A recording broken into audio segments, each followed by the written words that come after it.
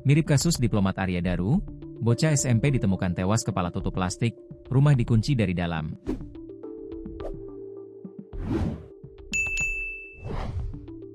Peristiwa mirip kasus diplomat Arya Daru terjadi di Kecamatan Bandar, Kabupaten Simalungun.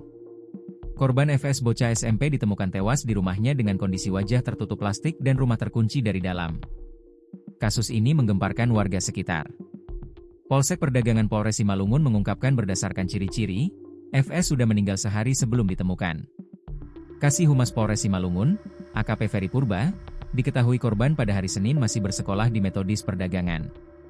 Korban berinisial FS masih duduk di kelas 9, kata AKP Ferry Purba, Kamis, 7 Agustus 2025, siang. Korban FS selama ini tinggal bersama ibu dan kakaknya. Artinya di rumah itu ada 3 orang. Namun sejak hari Senin, 4 Agustus 2025, diketahui, kakak dan ibunya pergi ke Brastagi, Tanah Karo, menemui keluarga besar ibunya. Ibu dan ayahnya sudah berpisah. Korban ditinggal dalam keadaan sehat dan tidak ada yang mencurigakan, katanya. Berdasarkan penuturan keluarga, korban dititipkan kepada pamannya yang tidak jauh dari rumah mereka. Namun pada hari Selasa, 5 Agustus 2025, korban tidak bisa dihubungi sama oleh ibunya, sehingga sang ibu meminta tolong sama pamannya untuk melihat keberadaan korban. Saat dilakukan pengecekan, karena korban tidak menjawab, maka pamannya itu memanggil kepala lingkungan setempat, bersama personel Polsek Perdagangan dilakukan pembongkaran pintu depan. Baru diketahui korban sudah meninggal.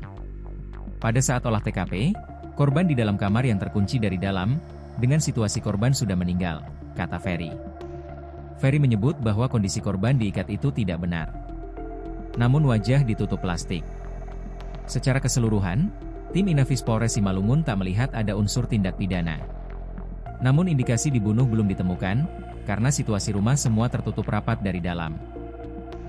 Untuk penyebab kematian pasti polisi masih menunggu hasil autopsi dari Rumah Sakit Jasamen Saragi Kota Pematang Siantar, katanya.